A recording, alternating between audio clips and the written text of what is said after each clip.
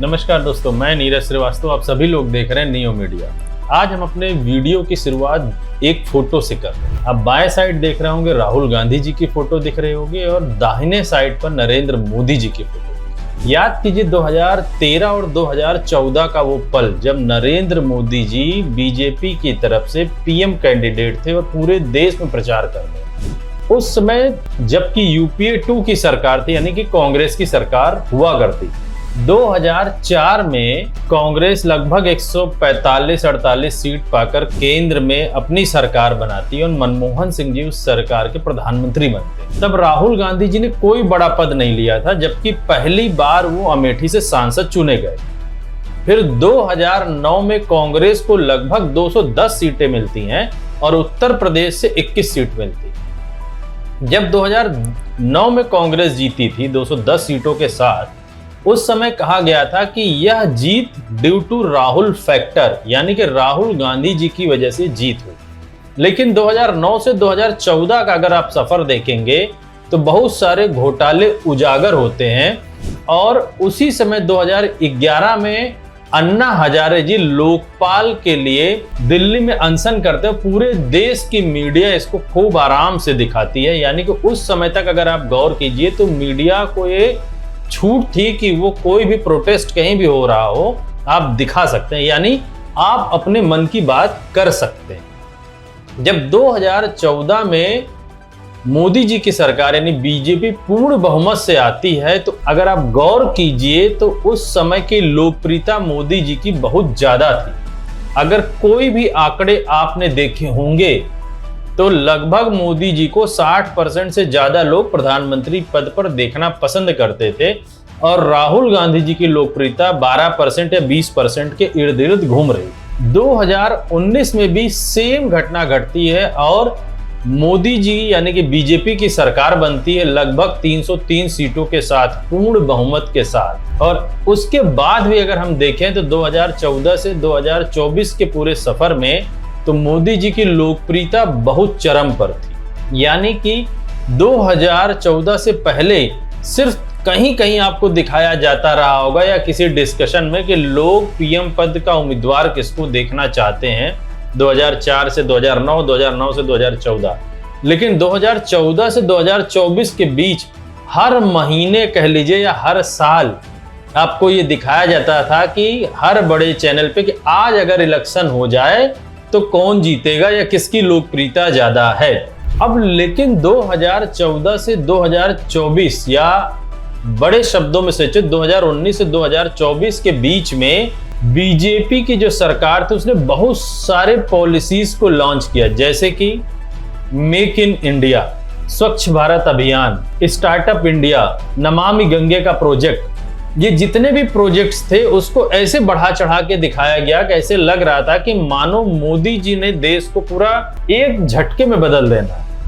2014 में मोदी जी को जिस रूप में लोग देखना चाहते थे उसी तरीके से पूर्ण बहुमत की सरकार दी और गुजरात मॉडल को वो चाहते थे कि पूरे देश में रिप्लिकेट यानी पूरे देश में वैसे ही किया जाए जैसे कि गुजरात को बनाया गया। लेकिन 2014 से 2024 के सफर के बीच में अगर आप गौर करिए तो मोदी जी ने जितने भी पॉलिसीज लॉन्च की, सारे रिफॉर्म, सारे प्रोजेक्ट आज की डेट में अगर आप एनालिसिस करेंगे तो सब कहीं ना कहीं बंद बस्ते में कैद हैं या बंद हो चुके हैं। 2014 से 2024 के सफर के बीच में आज ऐसा क्या हो गया कि अगर फिर उसी फोटो को हम देखें तो ऐसा लगता है कि मानो राहुल गांधी जी की लोकप्रियता दिन प्रतिदिन बढ़ती जा रही है और मोदी जी की लोकप्रियता वैसे ही घट रही है जैसे 2014 के इलेक्शन के टाइम में यूपीए सरकार की थी। ये अलग बात है कि मोदी जी आज सत्ता में जरूर हैं तीसरी बार,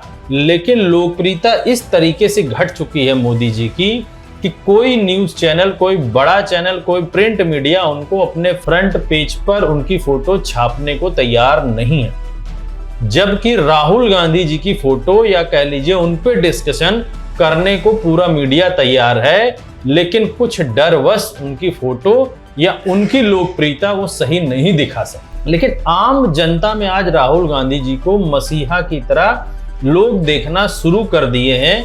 चाहे वो वायनाड में होने वाली त्रासदी हो, या कहीं भी छोटी मोटी भी देश में घटना हो तो लोग राहुल गांधी को ही ये मान के चलते हैं कि वही आज आएंगे और हमारे दुख दर्द को बांटने की कोशिश करें।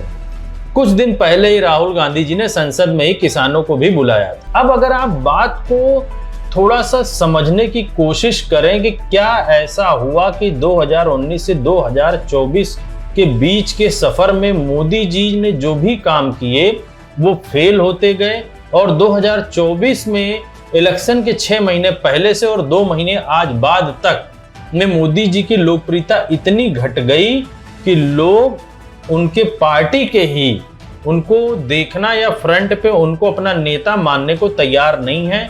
आरएसएस कह लीजिए या नितिन गडकरी जैसे लोग आज की डेट में धीरे धीरे बात बोलना शुरू कर दिए हैं कि मोदी जी की लोकप्रियता खत्म है, और आम जनता तक ये बात मैसेज पहुंच चुका है। 2014 से 2024 के बीच में जो प्रयोग किए गए स्टेट्स में मोदी जी के वो फेयर नहीं थे, यानी कि वो ठीक नहीं थे। कहीं ना कहीं लोग इलेक्शन कमीशन या होने वाले इलेक्शन में गड़बड़ियों पर उंगली उठाना शुरू कर दिए हैं और पहले भी करते थे।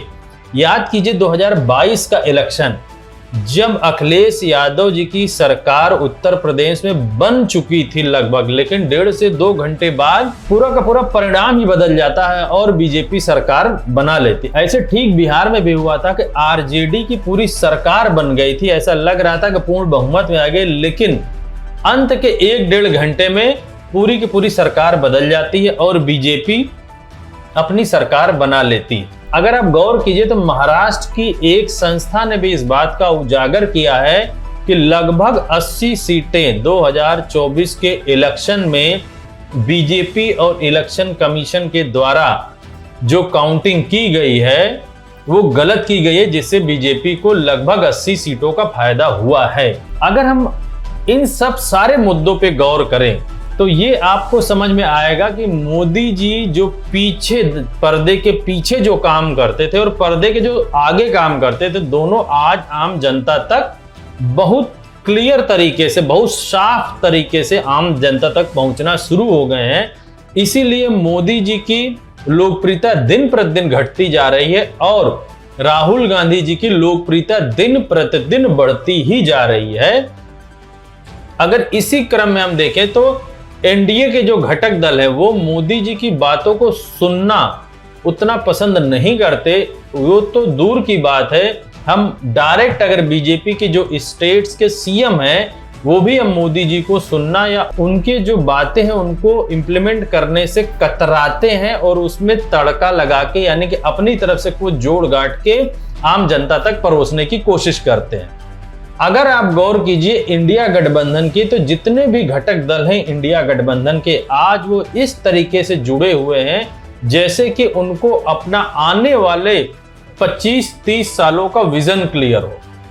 लेकिन बीजेपी के पास आज सुबह होती है तो क्या आज करना है ये बात सोचते हैं, जबकि इंडिया गठबंधन के सारे घटक दल जितने, उनको ये पता है। अगर आप गौर कीजिए आने वाले 3 स्टेट के इलेक्शन, झारखंड, महाराष्ट्र और हरियाणा, इन तीनों इलेक्शंस में जो भी अभी तक सर्वे आए हैं उन सर्वे में इंडिया गठबंधन कहीं गुना ज्यादा आगे सीटें पा रहा है, यानी पूर्ण बहुमत के साथ तो है ही है, लेकिन वो 2/3 सीटों से ज्यादा की ओर बढ़ रहा है, जबकि एनडीए गठबंधन अपने आप अंदर के जो कलेश है उनको ही दूर नहीं कर पा रहा और सीट जीतने की बात तो बहुत दूर की। आने वाले समय में देखना बड़ा दिलचस्प होगा कि मोदी जी को लोग इन आने वाले 3 स्टेट्स के इलेक्शन में फ्रंट में रखते हैं या नहीं रखते हैं, और एनडीए सरकार आने वाले विगत 5-6 महीनों में यानी 2025 मार्च तक देखना है, ये बड़ा दिलचस्प होगा कि रहेगी या गिर जाएगी। हमारी पूरी टीम की निगाहें इस पर लगी हुई हैं। मैं अपने सारे दर्शकों से बोलता हूं कि ज़्यादा से ज़्यादा चैनल को शेयर करें, सब्सक्राइब करें। धन्यवाद।